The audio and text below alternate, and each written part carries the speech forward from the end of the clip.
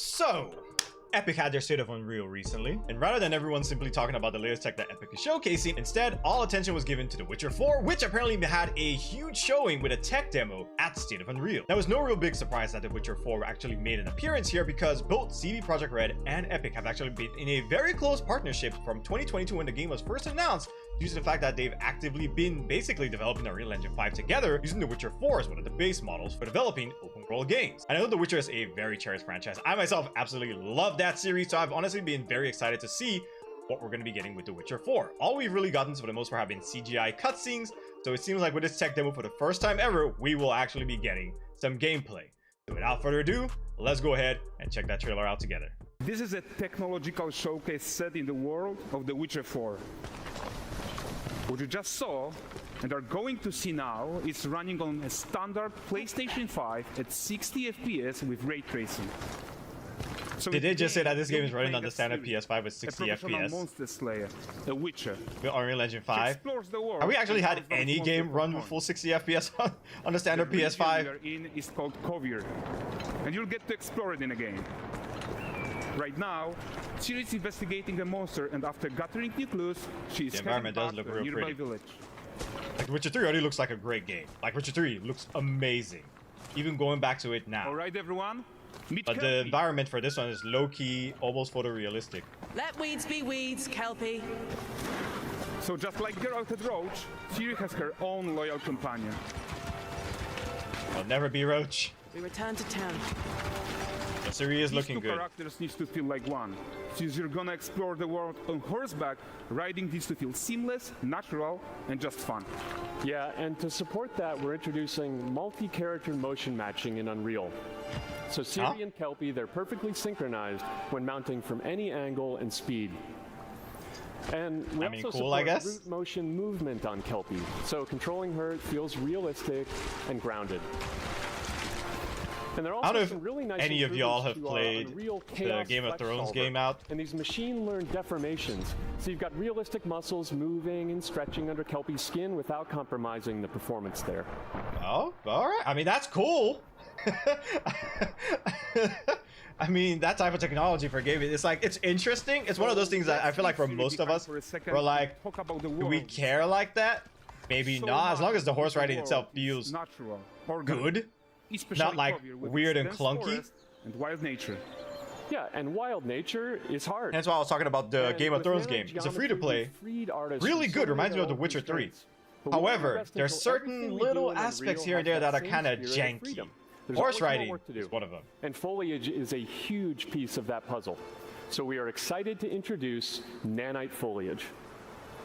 Introduced. I could have sworn they already And talked about in order nanites. to achieve Foliage gorgeous foliage like density a year or two everywhere, ago. while still being memory efficient, fast to render, we believe that a new idea was needed. So instead of the same It's a carved bear. approach we've been using for the past 20 years, artists should be free to take a nanite approach to foliage, modeling every single leaf and pine needle. Who's trying to model every And single leaf? The old LOD tricks of the past, they needed a complete rethink. Unless it's going to be And in their place, generated it's a automatically, new because I don't think adaptive anybody's got that type of time for that voxel shit. representation in nanite. It's volumetric, it's fully 3D, it is super fast to render.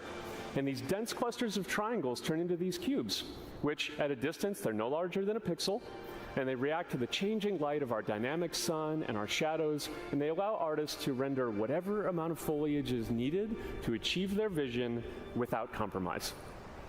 And no compromise means how ambitious we are when it comes to bringing our vision to life with incredible visuals. But more than that, together with Epic, we created faster way to load the world. We can now bring in more content more quickly for the smoothest possible experience as we fly down to catch up with Ciri.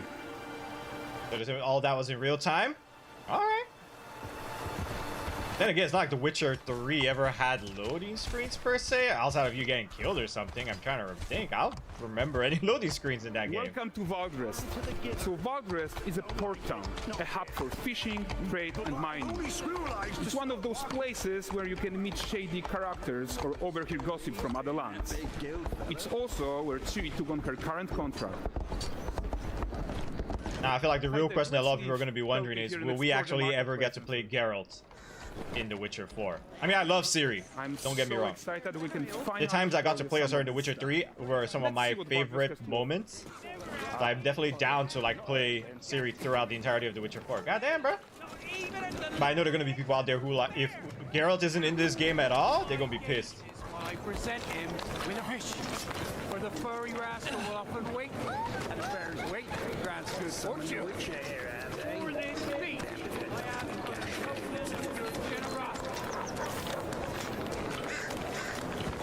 I was about to say, actually, notice how responsive the world is. I actually was wondering if she was gonna bump into me, if it was gonna fall. You know what? Oh, not the kid stealing. Chain reactions. Not the pig's going for some apple too. Why the hell didn't he pick up his apples? That's the real question. If you trying to say that this is realistic in the world, that man will pick up his apples. Being taught how to fly by an angry innkeeper. Toss. That's what happens when you cheat at Gwent. Last of it, is it? Silver, round ones, what jingle in the purse.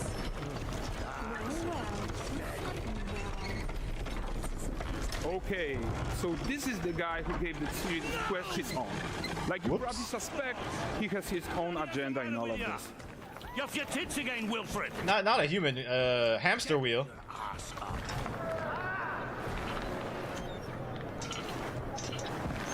A typical day's toil. Who in? Witcheress. What news of my wagons? No eternity is taking that damn salt to arrive. I found them. And, well, suffice to say, they'll not reach you. As for the salt, I found not one speck. I presume this comes as no surprise to you. Now. Ciri looking good though. I will give her that. No concern to me. I remember she was low-key annoying in The Witcher 3 a little bit, but she was also young and inexperienced. Now I guess she's a seasoned witcher. No more mature. Manticore. No, them winged hellspawn dwell in the arse end of Creighton. While Ciri decides what to do about that merchant, let's take a look at the character technology that powers this marketplace. Why don't we listen in on these fishmongers? They're selling their wares, chatting up customers. Morning, catch fishes. Won't find none fresher. Forget me, ladies, after one of those. Get this cleaned and gutted for you. You mind, dearest? Into seeing something more. Got mackerel, cod, all Brexit's finest. And there is tons of tech at play here. Even in this simple market stall. Metahuman tools, improved Unreal Smart Objects, Chaos Cloth, and more.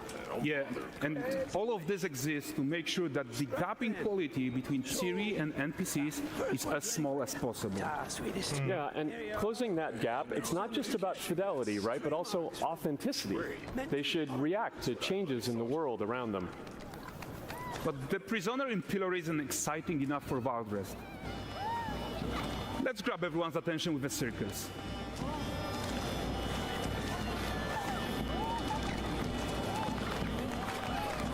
Sometimes I do wonder, But are the we great performance focusing deserves a on the huge wrong crowd. things Let's crank it as up. improvements for video games sometimes? I mean, again, this is cool. But I know for a fact that there's probably a lot of people out there who So they genuinely do not care about this. They're not going to take the time to stand around to appreciate this level of detail and effort. Animation framework. And that time could be better spent on the main aspect of the game that players are going to be engaging with most of the time. Room to spare on the game thread. Over 300 animated skeletal mesh agents all going about their business. And the whole point is to leave breathing room for developers like you to introduce the gameplay and the systems that your players expect, empowering you to make your worlds come to life without Unreal standing in your way. So they say. That's the open world RPG that we're making. But before we wrap up, how about one final check-in with Ciri?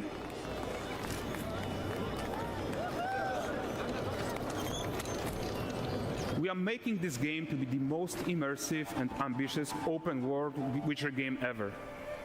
And we are making this a reality thanks to our work on Unreal with the team at Epic. I think what we are doing together is going to bring in a new generation of open world RPGs, and I'm so proud of what we accomplished so far. We are too. I do wonder when the game is actually going to So we're release. almost done, but before we go, here's a small gift for all Witcher fans. A gift, you say? I feel like at this Look rate... La Nexeta.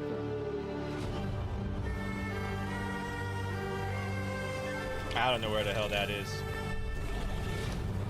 Or at the very least, memory doesn't serve me well to remember that. Onward, Kelby. Odds are though, maybe next year. And that was it for the tech demo. Let me just start off by saying that the game looks phenomenal. Like, The Witcher 3 was already an absolutely gorgeous game, and that game has been out now for what?